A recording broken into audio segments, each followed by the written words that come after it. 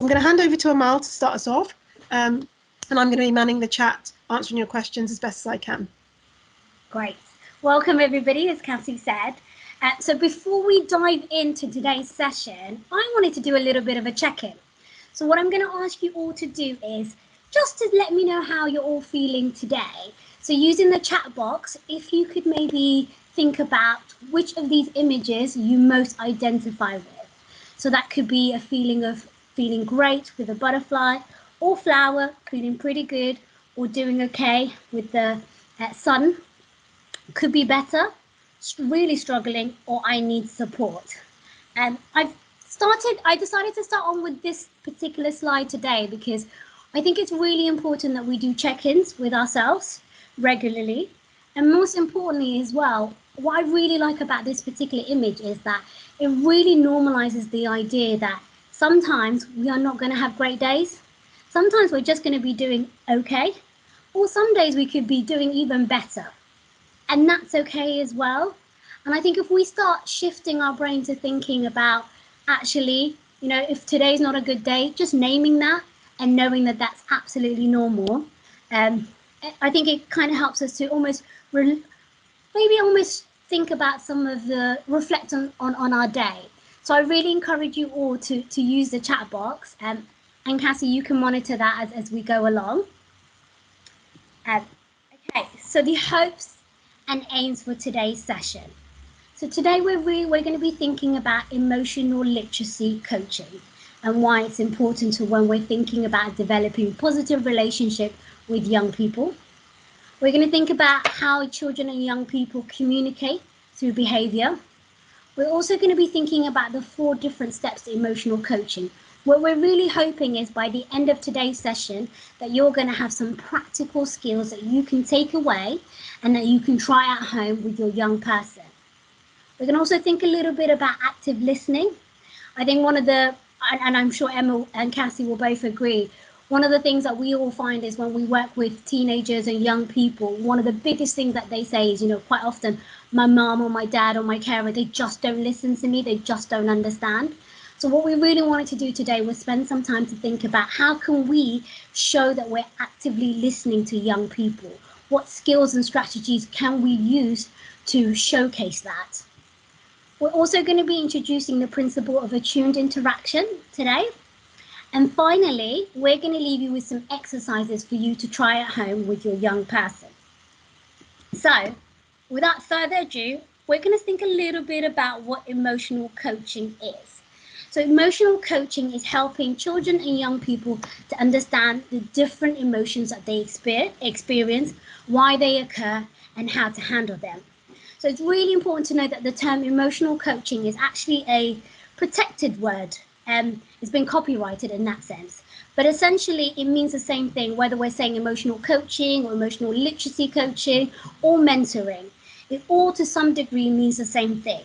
And quite often, there's a variation of this term. But essentially, it's all about communication strategies which support young people to self-regulate and to manage their emotional response. And develop. So, Kathy, were you going to say something?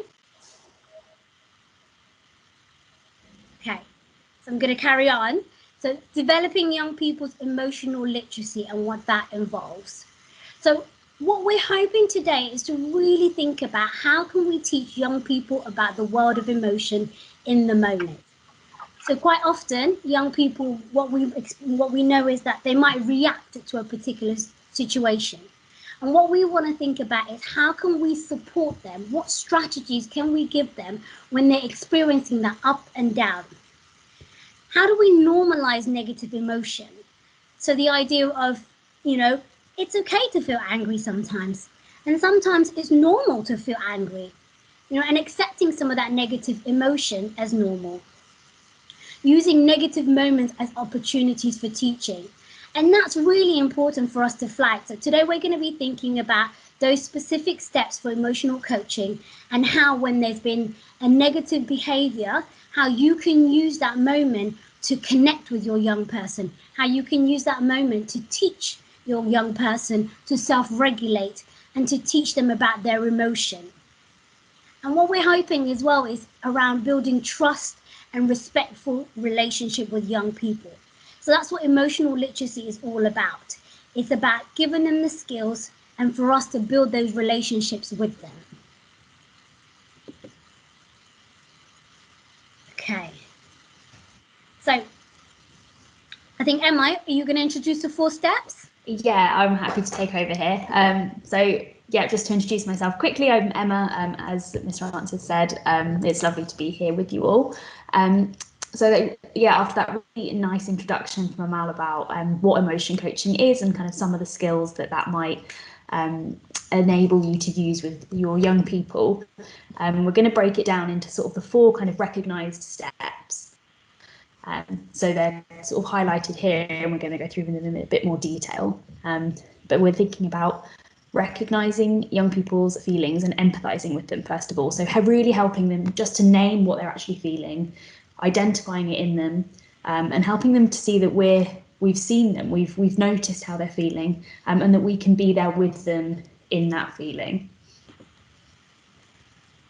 So I really like this phrase of connect before we correct. So sometimes before, to really meaningfully emphasize with someone, we've kind of got to be there with them, even if we don't agree with them. I know sometimes, especially with kind of kids in that secondary school age, they can have these really big emotional reactions to things that sometimes we just find it really hard to understand. And sometimes we find it hard to understand because we can't really see where they're coming from. Maybe something has happened in their day with a friend or with a teacher, something that's going on maybe online these days that we're not aware of. So their reaction seems way out of proportion to what they've actually responded to. Or maybe just the way they're thinking about something is different to how we might. So it can be really natural to just want to kind of jump in and sort of change how, describe how they're feeling for them. But what we're thinking about here is recognizing an emotion, looking for kind of how they might be feeling, really trying to take on their perspective of the situation.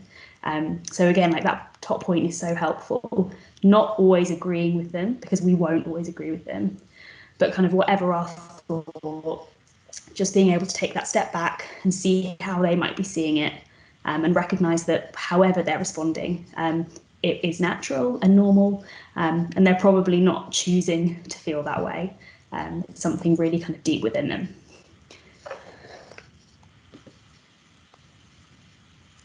Okay, and then step 2, validating those feelings and labeling them. So validating, we're thinking about kind of what I just said about not just helping them to see what that feeling is, but also really helping them to understand that it's absolutely okay to be feeling that way. And not only is it okay to be feeling that way, it's completely normal and natural to be responding in that way. So how can we do that? So we might be doing things like using specific words to reflect back to the young people the emotion they're feeling and to help them to label it. So for some young people, and maybe some of you could recognise this in the young people that you're living with, they find it really hard to tell you how they feel. And sometimes that's simply because they don't want to. But other times they just struggle to find the language. Sometimes we can, even as adults, we can rely just on the kind of 3 basic emotions. How are you? I'm happy, I'm sad, I'm angry.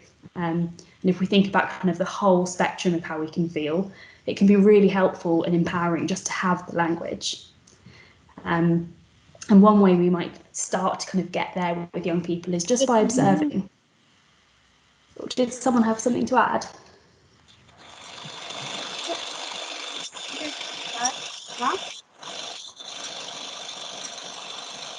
I'm not sure if that's someone wanting to contribute or just some background noise, but I'll carry on. But please pop your hand up if you did want to add something.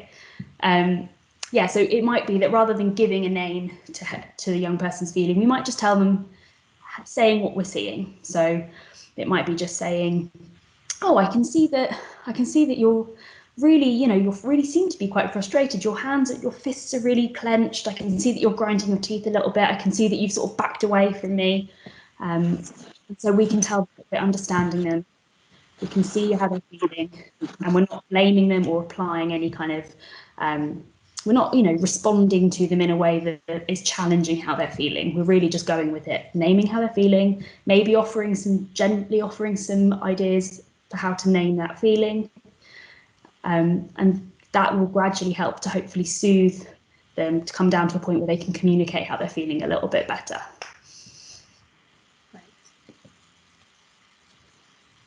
Yeah, so here we go. So this is some really nice, clear examples of what we were just talking about. So that step 2, so that validating and helping them to label. So maybe that top one is, I can see that you get angry when that happens. I would feel angry if that happened to me. It's normal to feel like that. I'm always quite cautious with sort of telling, especially when it's a parent-child relationship and you know each other super well. I would only use that if you would feel angry if that happened to them. I think teenagers are so on it, aren't they? You know, no, you wouldn't. The second one, what we talked about. So I can see you're frowning and you're kicking the wall and you're expressing a lot of energy. That's a really nice one, isn't it? Like maybe sometimes you don't want to label the energy. You're just saying, oh, God, I can see there's a lot of emotion here, and kind of leaving it open maybe. And this last one, I think you might be feeling nervous about whether your work will be okay. And I love this last bit. Have I got that right? So always offering options for the young person to say, no, that's not how I feel actually. And opportunities for them to maybe give you an alternative. Well,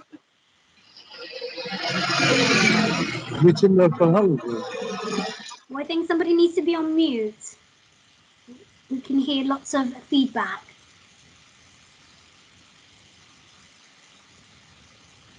Okay. There we go. So what we might do at this point then, Emma, maybe should we invite some people just to share some reflections about some of the scripts that we've just offered and what their thinking is?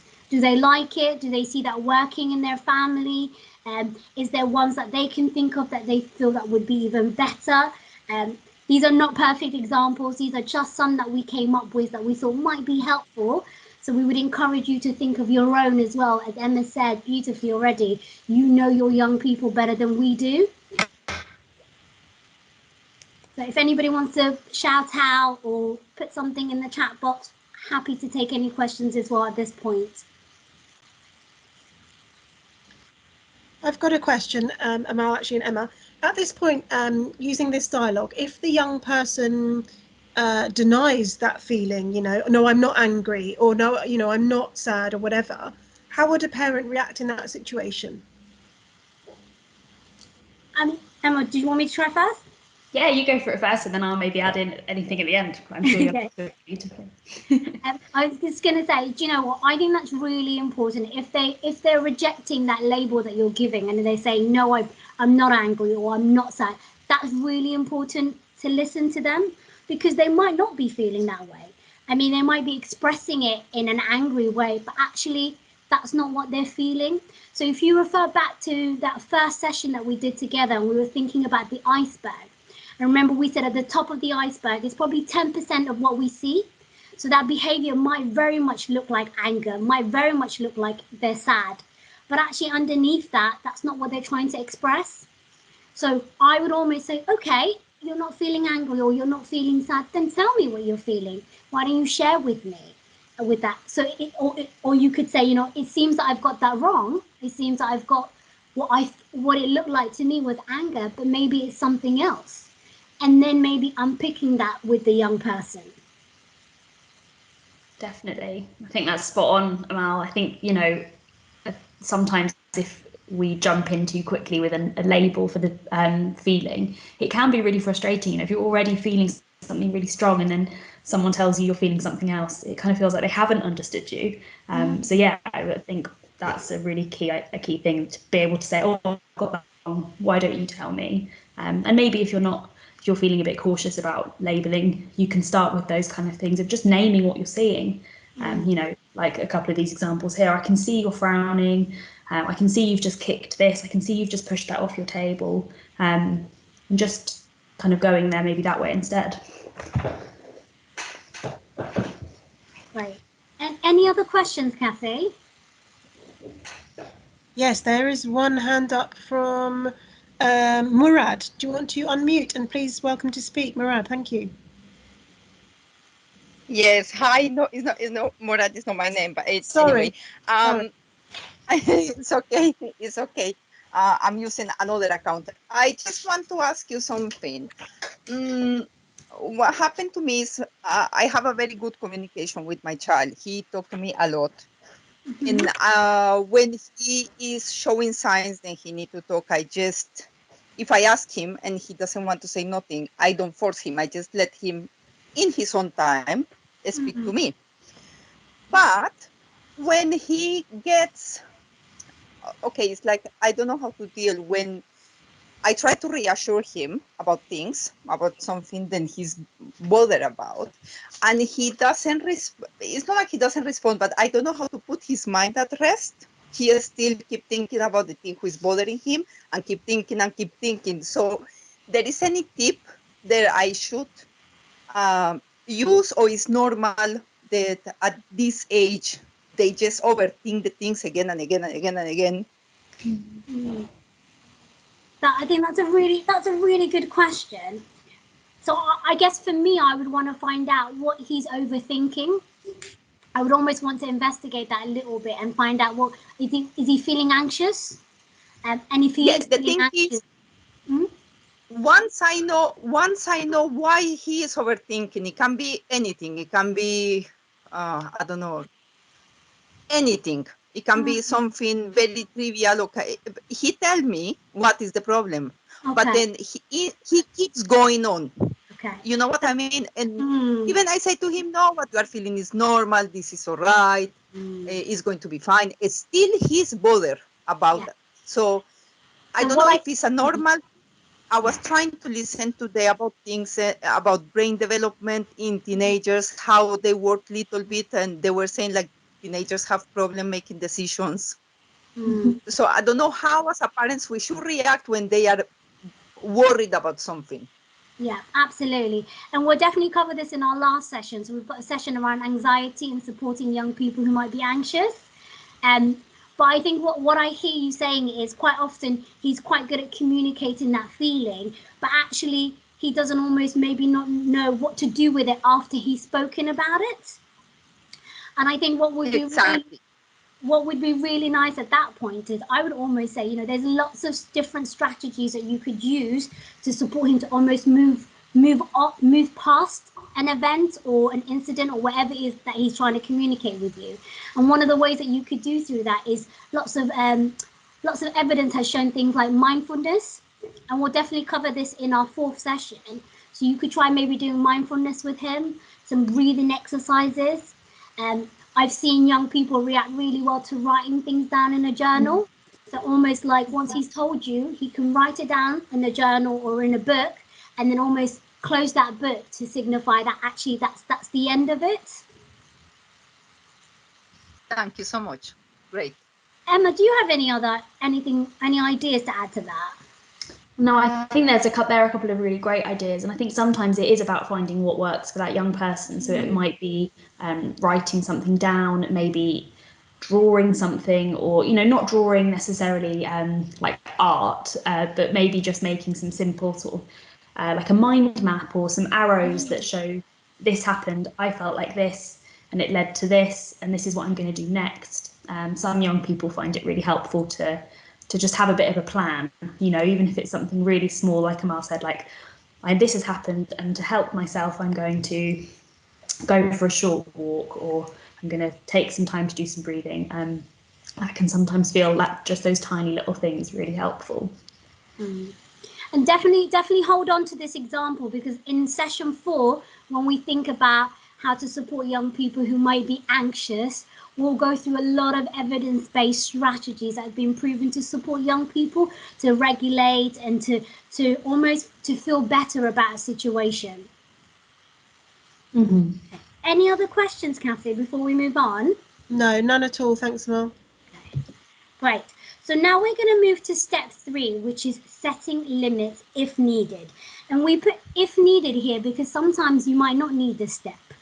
And basically what this step is talking about is this step essentially waits a little bit later. So if the young person is finding it really difficult, what we can really think about is, okay, how do we set limits? What we want to try and communicate to the young person is that there are consequences to certain behaviors. And whilst, it's important for us to set boundaries and it's important for us to connect with the young person before we correct, there will be times as parents where we're going to have to set limits for behavior. And this is because we want to ensure, that boundaries are so important, particularly in young people, to ensure that they feel safe and held, and they know what they can and can't do. So what we've essentially done here is we've put together a couple of scripts for you guys that you could essentially use. Again, these scripts are not perfect. They're not designed to be lifted. We always say try and adapt them. They're just examples. You will know your young person best. But some examples that you could use to develop scripts, to set limits, are saying things like, these are the rules of the house that we have to follow, and doing that is not okay. So really remember when we spoke about in our first session about separating the behavior from the young person. That's what this script is doing again. So whilst you're setting limits, you're really making sure that you're still separating that behavior from the young person. What you're saying is doing that is not okay, as opposed to saying you are not okay or what you're doing is not okay. And you could say things like, you didn't do the task as we agreed. You're probably just angry that you can't join in a practical session with others or with their siblings, and now you have to complete your written task or your homework first. We can't behave like that even though you're feeling annoyed, because it's not safe. And again, we kind of already touched on this, but really remembering if the young person doesn't like their feelings labeled, really asking them and say, we can't behave, describe the behavior. You could say kicking, hitting, shouting, even though it seems like to me that you might be really annoyed because it's not safe.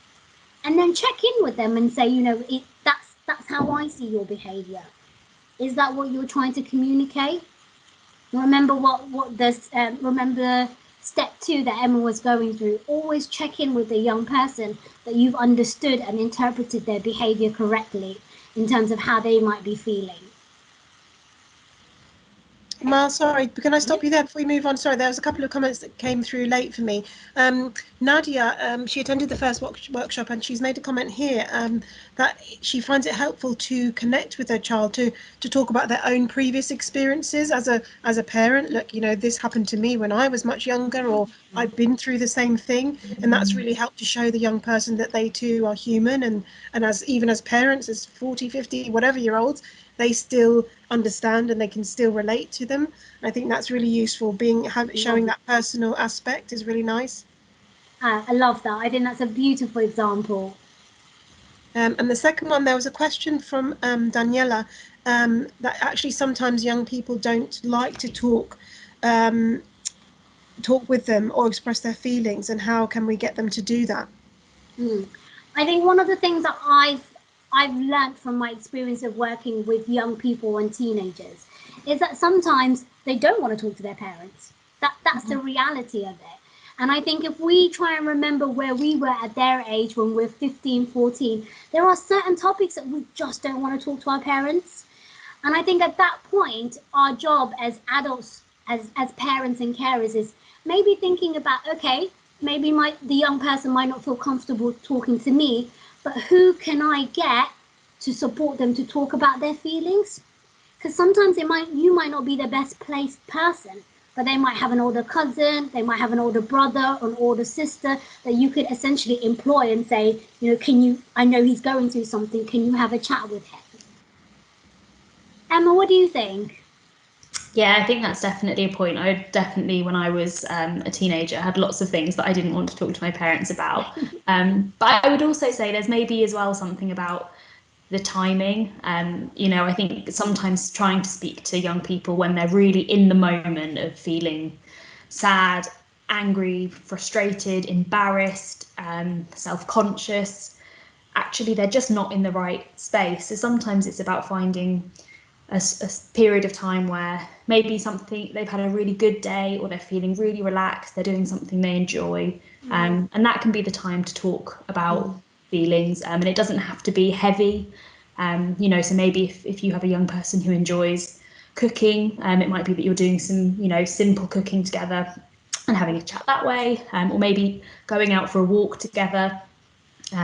Yeah, sometimes doing something at the same time can unlock things, I find, a little bit. Definitely. We talked about that last time, actually, how sometimes even having that eye contact can be quite confrontational. So perhaps when you're driving together and they're sat next to you, so they're not directly opposite you, when you're cooking or when you're, I don't know, listening to the radio or in the garden, whatever, where there's a kind of a little bit of a distraction. So the focus is perhaps not on the feeling and the conversation. And sometimes it's easier for them to talk and to come out then with those feelings. So finding, like Emma says, finding the right time and the right place. Maybe not that moment after that argument or that moment after that thing's happened, but actually finding a really good and safe space so they feel that they can talk openly and they're not going to be feeling pressured. Yeah, exactly. And sometimes also maybe even going one step further removed than that and talking about, maybe making up someone who's having some difficulties and asking them for, what do you think about this? Maybe talking about someone else at school or someone on the TV even, and kind of so that they're not the focus of the conversation, but they've still got an opportunity to kind of talk about feelings and different sort of situations in a way that's a little bit less pressured again. Yeah, I love that. Asking for a friend. Yeah, exactly. Yeah. And there's another thing I wanted to quickly share before we move on. And actually, somebody shared this with me. Sometimes young people might be nervous about their parents' reaction to something that they might share. So one of the parents that I spoke to, what they did was they almost got a little slip that they gave to their young person. And basically the slip said something like, when I hand the slip to you, as in hand it to the parent, it's a chance for that young person to speak to their parents without the parents getting upset. And what happens is you give that slip to that young person, and whenever there is a topic that they might be nervous about sharing with you, or they might be nervous about how you might react, they can just give you that slip. And that slip is almost like a contract between you two, an opportunity for you as a parent just to listen, to actively listen to whatever they're going through without any fear of them, without any fear of you getting upset, essentially. I promise I won't react to kind of, a pledge, I guess, between you and your young person. Yeah, that's and nice. You can write it together. You can decide on the rules of that pledge, as Cassie just said. Okay, so we're going to move on to step 4, which is essentially our last step, and it's similar to the previous steps. And my again will definitely need to be done when the young person is calmer. So as we've just previously just touched on, it's really important that the young person is in a position of calmness, so that they can have a considered conversation with you, so that they can problem solve with you. And we naturally problem solve with young people all the time, and sometimes we're not even aware that we're doing it. And what this step is essentially designed to do is just to make you more aware of it. And problem solving with a young person, it's such a crucial aspect. It really builds that, that first step that we spoke about, that connect before you correct. So before you can correct that behavior, really bonding with them to brainstorm ideas and how they can overcome a particular situation. So really what we're talking about here is that exploration of that behavior and that incident. So again, referring back to that iceberg that we introduced in the first session, and remember what we said, you're investigators at this point. Yes, you can see a certain behavior, but what we're really interested in is what's happening underneath that behavior. And one of the ways in which we can do that is to problem solve with young people, identifying the problem, thinking about solution. Okay, next time you feel like that, what could you do? And what I really like about this, what could you do, is we're really asking them and empowering them to choose a replacement behavior. Because one of the biggest things I think we do with young people is we say, don't behave like that, or don't do that. But actually what we're not doing is giving them an alternative. Even as adults, it's hard to stop something. But if somebody says, don't do that, but try this, you're more likely to succeed. And even going a step further, if we say to the young people, okay, that behavior is not acceptable, but I wonder what you could do next time, and helping them to come up with ideas that they could try. And I think what's really powerful about that is next time an incident happens, you can say, oh, so we spoke about this last time, do you remember? and you said to me that next time something like this happens, you were going to try this. And you kind of put the ownership back on them because they chose that replacement behavior. You can also do lots of brainstorming ideas together, thinking about possible consequences for each solutions. You could do pros and cons. You can pick a best solution together. You can try different solutions and see which one works for that young person. And reviewing it is such an important part. Again, this is really at that point in where they're calm, they're relaxed, and they can receive this kind of feedback. Just asking them in the middle of something, oh, you know, I noticed you tried that replacement behavior, or I noticed you did this. How did you find it? Did you like it? Would you do it again? Should we try something else? Having that conversation with the young person is really effective for that relationship building. Definitely. So moving on from the kind of those 4 specific steps, these are some of the things that might help kind of in across all of those 4 steps. And it's the first thing is something called actively listening. And you might be looking at some of these sort of things written on the screen here and be thinking, well, I do them all the time. And what we always say is that, yes, I'm sure that lots of these you do naturally all the time as parents. I think they could be called parent skills as much as actively listening. I think we all need to use them all the time. But they're also the skills that are sometimes the hardest to use when we're in that kind of point of emotion with a young person, especially when it's our own young person or a young person we live with and we care about. Because quite often if they're having a strong feeling, we're having a strong feeling as well.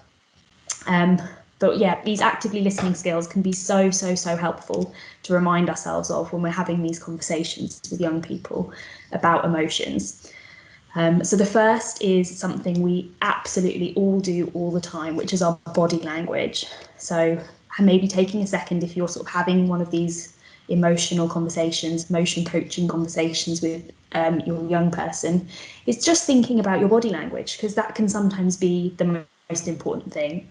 Are you making eye contact in a way that feels safe for both of you? Are you nodding when it's appropriate? Maybe making sure you're quiet when the child is speaking. Does your facial expression match what they're talking about? If they're telling you a happy story, are you smiling? If they're telling you you're quite angry about something, maybe you've got a frown. Clarifying, we've already talked a little bit about this, so checking back with a young person. Did you mean this? When you said you felt frustrated, did you mean that you were a bit annoyed that something hadn't gone the way you expected it to? Or can you tell me a bit more about that? So you're really inviting them to be the owner of this conversation about how they're feeling. Restating can also be a really powerful way of doing that. So you could say, if a young person has told you something, even if they've told you in the most angry way, you can help them to make sense of it. So maybe saying, you told me that Harry in the playground said this to you, and it seems like you feel really that was really unfair. And see, maybe they challenge you and say, no, that's not what I meant. Or maybe they say, yeah, that's exactly what I said. So it can be a really helpful way by just making a statement and seeing how they feel with it. How do they sit with it? And maybe you want to go a bit further with that. So you might want to summarize. So just repeating back in your own words their main points. Maybe if they've told you lots and lots about a situation, and sometimes young people will tell you, every sentence of a conversation that happened, and so-and-so said this about so-and-so, and so-and-so's cousin said this, and then she went and got her friend. So sometimes it can be helpful to just summarize for them, this seems to be the bit that was the problem. And then really importantly, thinking about reflecting those feelings. So considering how the child feels about what they're saying. So this again is when you're becoming that kind of detective or you're investigating, is watching and listening closely for clues. So even if a young person is telling you something and they're maybe not telling you how they feel, maybe you can notice some signs in their body language, and you can share that with them. So, I can notice that when you're talking about this, your hands are really clenching, or when you talk about this, your voice went really, really quiet. It sounds to me like you're a bit worried about this. What do you think? Always, what do you think? and always providing them the time and space to talk and say more. And sometimes the best way we can do that is, yes, we can ask them, is there any more? But sometimes just being quiet can be really helpful, just sitting quietly and waiting for them to say more, or for them to share more, or sometimes maybe for them to just be quiet with you and be kind of there with them. Amal, was there anything you wanted to add to those active listening skills? No, I think you've hit the nail on the head. Yeah, there's quite a lot there, a lot of writing, but actually when you sort of hear them, you realise they're things that we do all the time. Yeah. It can sometimes just be helpful if you're having sort of one of those more challenging conversations, or you're struggling to get it out of your young person. It can kind of be helpful to have them in the back of your head to think, oh, let me try one of these things. And you know, just to add on, actually, this is something you can share with your young person as well. Get them to reflect on their active listening, you know, because conversation is two-way between you and your young person. And yes, we want to be actively listening to them, but we also want to give them the skills as well, so that they can also actively listen to what you're saying. And you can almost put something like this on the fridge together and work on it together, and see when you're talking to each other and say, oh, I noticed you were clarifying. Oh, I noticed you were asking me more. Oh, I really like the way you summarized what I said. And this could almost be like a little mini project between you two, or the whole Yeah, family. that's lovely. Really lovely. And speaking of things you could put on the fridge, I love this diagram because it kind of breaks down some of those active listening skills and builds on them a little bit in ways that, again, are things we can just look at, remember, and try and include in our conversations. So these are called principles of attunement.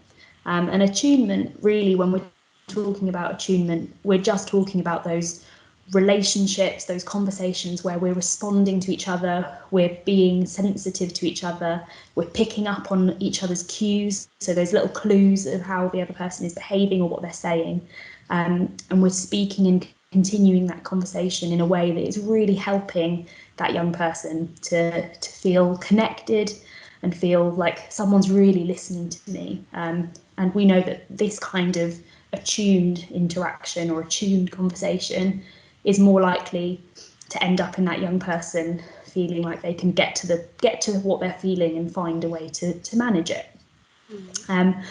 So when we're looking at this, it's a little bit like a pyramid. So we want to start with the skills at the bottom, so being attentive. So these are those kind of almost like those body language skills, or before you even have any conversation, it might just be that you're there, you're looking at them, you turn towards them, you have your hand out, you've got your body face towards them, so they can really see that you're paying attention to them, looking interested, giving them space, waiting for them to say something, not just, I know I'm guilty sometimes when my partner, when I ask him if he's okay, and he says, yeah, I'm fine, and I think, okay, great, I've got my answer, and I've gone into the kitchen to make myself a cup of tea. Whereas maybe if I'd sort of waited and stayed there for a few minutes, given some space, turned and looked interested, and maybe thought out loud, oh, are you sure? Then I might have got a different answer. And that might have been a much more helpful interaction for both of us. And then you might move from there. So if you've sort of initiated that, you've noticed that maybe something is not quite right, or there's something that's worth exploring, that's when you can start using those encouraging tone of voice, starting to listen, maybe starting to name, oh, I can see this. Is this something you want to talk about? Making sure you're warm and friendly, as I'm sure you all are all the time. Waiting, maybe being a bit playful, especially if you've got a young person who you have a playful relationship with anyway. It might be saying, oh, I can see you've come home with your very, very unhappy face on again today. What's going on there? Keeping it light. These conversations don't always have to be really, really heavy. And then if your young person does start to communicate with you, it might be nodding, receiving what they're saying, repeating. So those skills we talked about, maybe just a smile, showing that you've noticed. And then you're starting to, when you get to that kind of attuned together points, you're kind of starting to get into that conversation or that two-way communication. You're starting to starting to maybe have a bit of fun. So this might not be in a difficult conversation. This might be just in a conversation about how the day was. checking you're understanding them, maybe cooperating on something. So you're starting to build that real two-way connected interaction. And as I said, you could practice this just in the really easy day-to-day conversations you have. And then when they're good and solid for those conversations, you can transfer them to slightly harder conversations maybe. And then that kind of last stage would be where we would then start to, a little bit like that last problem solving step in the emotion coaching, we would maybe start to then support the young person with some helpful suggestions, offering them some choices, or maybe giving them some support or information, and helping to guide them a little bit. So I hope that makes sense as a kind of a bit of a little pyramid of how we can start to have kind of more supportive or connected conversations with our young people, because it is a really difficult age to always feel like you do have a connection. So sometimes really just breaking it back down and going, well, do you know what, today we had a smile, we both acknowledged the same song on the radio, and we had a bit of a laugh about it because I didn't know the name of the singer. That is a connected conversation, and can be really meaningful. And I think just to add to what Emma was saying, the whole point of this principle of attunement, I think, is really what the title of the session is all about, creating that positive relationship. We're not, at this point, we're not worried about correcting behavior or setting limits. This is just about how can we connect with our young person, and this is just one way of doing that. Mm-hmm. Okay. So we've got a couple of activities that we've put together that we want you to try with your young person to further develop that positive relationship, that connection between you two. But before we introduce these activities, I kind of want to know if anybody has any questions, and if there's any comments in the chat box that you'd like to share, or if anything pops into your head that you like clarification. Happy to take any questions at this point as well.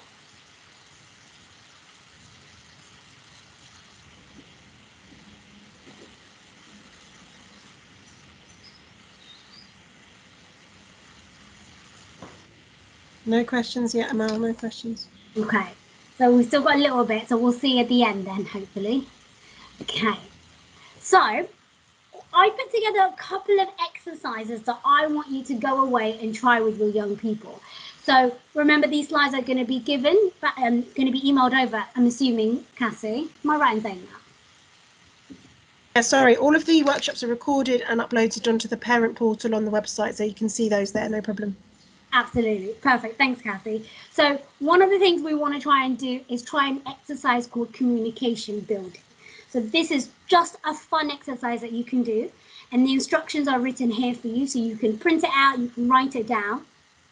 And the idea is that you sit down with your teenager or your young person or your child, or you can even do it as a family in a quiet place where there'll be no interruption. And each person gets a piece of paper and a pen. And you write down 3 things that you like about the other person on your piece of paper and 3 things that you would change.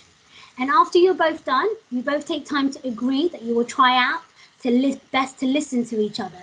So remembering some of that attuned interaction, that active listening that we just spoke about, maybe this will be a great exercise to try out some of those skills that we just spoke about. And you also it'd be really important that you are both trying your very best to react respectfully in discussion, in the conversation. So remember, there's no judgment, there's no anger, there's no defenseless. The whole idea of this exercise is that you have a safe space for both of you guys to talk about things that you really like each other and things that we could all use a bit of improving on. And what I would say at this point is take turns discussing what you've written down and take turns reflecting. And at the end, definitely reflect. How did that feel for you? How did that feel for the young person? Would you try this again? Would you want to try it with doing something with it somebody else? Would you want to invite another member of the family and see if you could try it with more than 2 of you? Another exercise is a trust building exercise. And the idea here is that you would blindfold one person, either yourself or the young person. And what you would essentially do is have the person that's not blindfolded walk the blindfolded person around the house, guiding him and her for approximately 10 and 15 minutes. Remember to be as safe as possible. So if you've got a garden, if you want to do it outside, just be safe. And afterwards, have a discussion about the experience and how it felt to be guided around the house with no sight, and completely trust the other person. And this is such a fun exercise, and at least it's designed to be that way. So what you want to try and do with your young person is just have a laugh. And I think it goes back to some of that attuned principles, some of the images that Emma was talking about. And one of them is really about having fun together. Some of our best bonding sessions occur where we can have a laugh together. And what this exercise is designed to do is enjoy each other's company, build that relationship, and build that trust. And finally, another thing we want you to try out is something called analyzing an event together. So this is usually, I would say, this is an event to try, say an incident has occurred, or you and your young person got into an argument and it got really heated. So I would say not in that precise moment, but when you're both calm and you're both in a better place to reflect, this is a great opportunity to think and reflect together about a particular event. So again, you would sit down in a quiet place with a piece of paper and a pen. And without looking at each other's work, you will write down 6 sentences, maybe a poem or a story reflecting how you felt about that particular situation or that event that involved both of you. And then you would read out your poem, your story, whatever form that you want to put it, out loud to the other person. Have the other person try to guess what the situation or the poem is reflecting. Discuss your feeling with the other person and the significant impact the situation has had on your life or on that day. And then take turns doing this. And what's really great about this event, about this particular exercise is, quite often when we have heated conversation with our young people, sometimes it's really difficult for each of us to see the other person's point of view. And this is just a really nice exercise to help you do that in a way that's not confrontational, in a way that's not defensive, but in a way that allows you both to see each other's point of view and at the same time connect with each other. Okay. That's it in terms of some of the things we want you to try out. We're now going to open the floor to any questions that anybody might have. As we said, there's a lot that we've covered in here, but you'll be able to go back and listen to the training, have access to the slides if there's anything that you want to try out. And I would definitely encourage you to try out some of those strategies that we've covered today. So, if anybody has any questions, wants to shout out or write in the chat box, and we can monitor that for you. I just wanted to say, Amal, while we're waiting for if there's any questions, it just makes me really remember how, I think we sometimes take for granted that these are skills that we need to teach or provide learning opportunities for kids. They go to school and we teach them maths and geography and history. But it's so important at home as well to give them opportunities to learn how to have positive conversations, whether that's about emotions when things have been a bit difficult, or whether it's just helping to teach them to, like some of those activities, have trust in other people, communicate how they're feeling, listen to sort of feedback and, listen and not get defensive. Sometimes, they need to be taught in the same way we teach any other lesson. Absolutely, Emma. It makes me think of, when this idea of teaching emotions first started, quite often in psychology, we used to call it emotional intelligence. Yeah. So it's this idea that you're born with recognizing and naming your feelings. But actually, what research has shown us, the most appropriate way of describing this is emotional literacy. So exactly what Emma was saying, they put the word literacy and removed intelligence, because just like maths and science and geography, you learn that, you pick up that literacy. And emotions are exactly the same way. Nobody's born recognizing their emotions. Nobody's born communicating effectively. No one's born with great active listening skills. These are things that we all have to learn. And the more opportunities we have and the more modeling that we see, so parents modeling, in school modeling, teachers modeling, the more likely that young people will be able to absorb that and have a go at it themselves. Exactly. Right, Cassie, any questions? Yeah, there are no questions in the chat right now. Okay. So I'm sure you're all mulling them over and you would like to put them perhaps in our evaluation form if you don't want to open the questions here in this forum. In the chat, I've put an evaluation form for you to just comment on how you felt today's session went. If you'd like to attend next week's session, if you've got any questions that you'd like answered privately, these will be forwarded to Amal and we can endeavour to answer these as best as we can. So I urge you to fill out the evaluation form before you do go. But you're welcome to stay on and ask your questions to Amal personally if you'd like to. Great. And just to remind you, our next session is going to be about social media. I know a lot of parents have shown concerns and questions around social media, staying safe around social media, what kind of skills, what strategies that they can use with their young people, how to have conversations about social media. And I'm really lucky next time we're going to be joined by another educational psychologist from Hammersmith and Fulham called Kush, who actually did her thesis around social media and young people. So it'll be really great to share some of her experiences and what she's learned from her research. Brilliant. And that's on the 26th of April, same time at 6 o'clock. So we look forward to seeing you there. We've got one question come in here. Are our children taught anything like this in school? So I can probably answer that one. Now we do have sessions called personal social health education. So in those sessions, in their tutor group time, when they're with their tutors in the groups, we do have different topics that do cover emotional conversations and how to speak to each other and communication skills. And we do cover some of these topics in assemblies where they will be encouraged to think about their own emotions, their own feelings at different points in the year. So they are covered not explicitly in lessons, but outside of the lesson timetable at different points in the year. Yes, definitely. But I think that's another reason why having parents workshop like this is so helpful. You know, we can't cover everything in school. You know, there's so much already with the curriculum that we need to cover. So we're really thinking about, as parents, how can we support that emotional literacy? How can we really give them opportunity? Taking some of the things that we spoke about today and in last week's session and some of the sessions to come, we're giving young people the best opportunities to have a go at practicing these skills. Brilliant. So yeah, no more questions there, but as I say, thank you all so much for attending. We really value your time and having you here. You know, as a school, we value parents' feedback and your support for us. Oh, Mr. Wilson's joining us to say goodbye to you as well.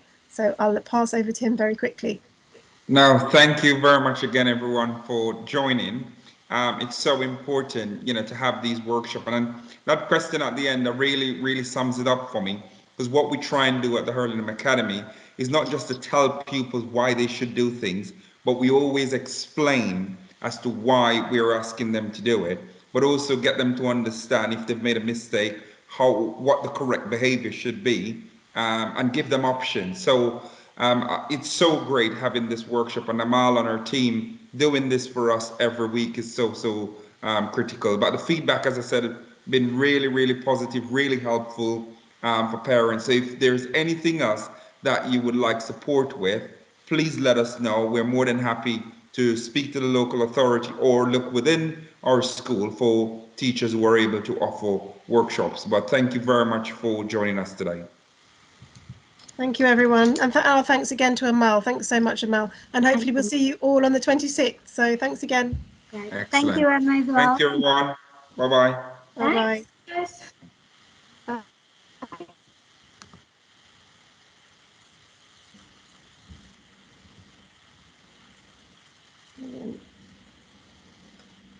Yeah.